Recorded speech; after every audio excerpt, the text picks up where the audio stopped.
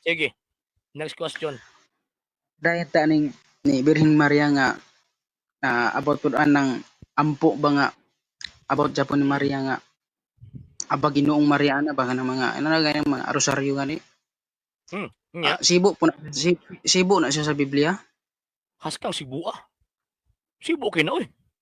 Ngano man, tungod kay ang Santo Rosario mo ang kompendium hinamubo gisamarize nga pulong sa Dios nga gipaagis pag-ampo. Kanang Hail Mary na sa Biblia na, St. Luke chapter 1 verse 28. Kanang tawag ining Mother of God or Mother of my Lord na sa Biblia na, St. Luke chapter 1 verse 43. St. Matthew chapter 6, ha? Gisugo ba na ni Ginoong Hesukristo nga kanaina ng ampua nga magkuan og mga kanaban. Dili naman may kinahanglan pang suguon basta maayong butang, maayo mo gyud nang himuon. Nya ang mahal nga Birhen Maria may nisulti ana. St. Luke chapter 1 verse 48, sukad karon ang tanang kaliwatan magngalan na og bulahan.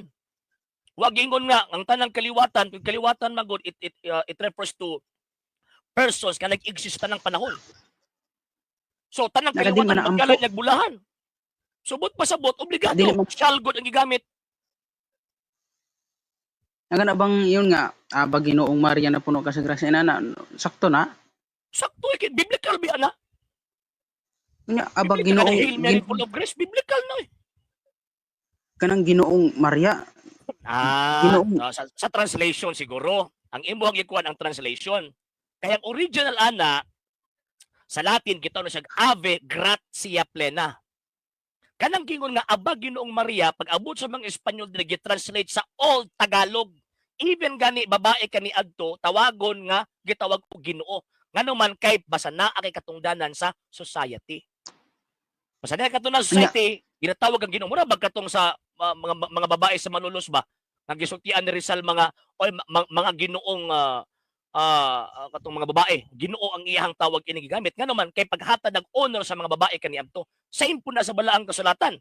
Wala may pag-translate sa Tagalog, wala may laing term gigamit. So in honor sa mahal nga Birhen, ang instead of tawag ining mingon sila Aba Maria, gibutangan nila og adjective nga Ginoo. It refers to the dignity of the Blessed Virgin Mary nga gihatag sa Dios dito niya. Kay wala maguna ingon nga sa mga apostol nga kana mo nang ampua ina wa jud na. Dili oy, ang sulti sa mahal nga Birhen sukad karon ang tanang kaliwatan magalan na og bulahan. Kisa madion na matawag niya bulahan. Dito minanundog. Ang anghel mismo ang gisugo sa Dios.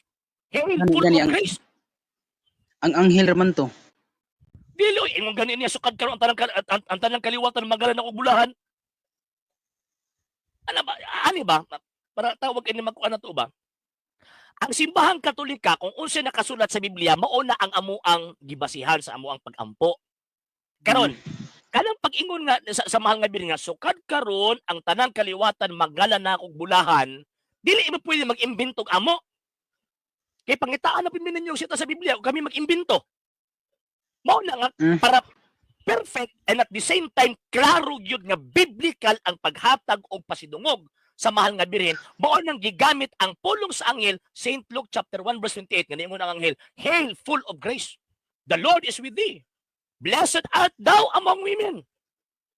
So, mo na mo gamiton nga sala na. Nya kapila ka nagabalik-balik, kapila nagabalik-balik bro. Tanang kaliwatan gani no. Pag yung tanang kaliwatan tanang panahon. Di lang kaysa usa ka panahon.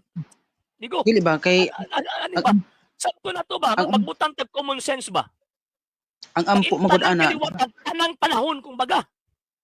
Di ba panalangin na siya, di ba pag ampo na siya, bro? Mo bata mong giampo.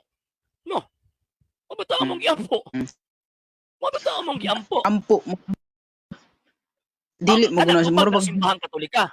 Kanang mingon nga Holy Mary Mother of God, pray for us sinners. Tubag na simbahang Katolika mo ni pangaliyo po sa simbahang Katolika after the angelic salutation or paghatag og pasiduo sa mahal nga Birhen nangayo nagpakitabang mo bitaw tawag ining pray for us wa man gingon nga we will worship you no dili na mo oy tawag anang amo ang unya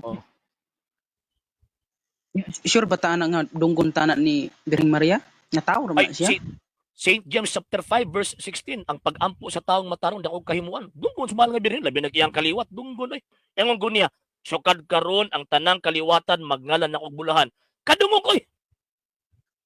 Sa hindi pa po nakapag-follow sa mga pages po natin, i-follow nyo po yung mga pages po natin, RJ Horolanciano II TV Apolia Punto Argumento page, Kuya Apologies TV page, and RJ's Vlog 2022.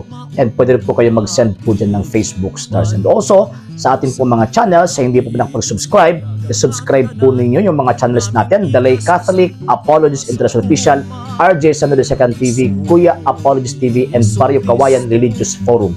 And pwede rin po kayo mag-send po dyan ng super sticker, super chats, and super thanks. And maraming salamat po sa mga kapatid ko mga Katoliko na always pong tumutulong sa programa po natin. Maraming salamat po. Nang dahil po sa tulong at suporta po ninyo, ang programa po ito, until now, andito pa rin po sa social media. And until now din po, nangangailangan pa rin po tayo sa tulong at suporta po ninyo dahil wala po kami magagawa rito mga sir, mga ma'am, kung wala po yung tulong at suporta po ninyo. Sa gusto pong tumulong, sa gusto pong sumuporta, pwede po ninyong ipadala ang tulong at suporta po ninyo sa pamamagitan po ng ating mga account numbers dyan po sa ating pong screen. And pwede niyo po kaming i-message sa ating pong page kung via remittance po yung ipadala po ninyo. Maraming salamat po in advance.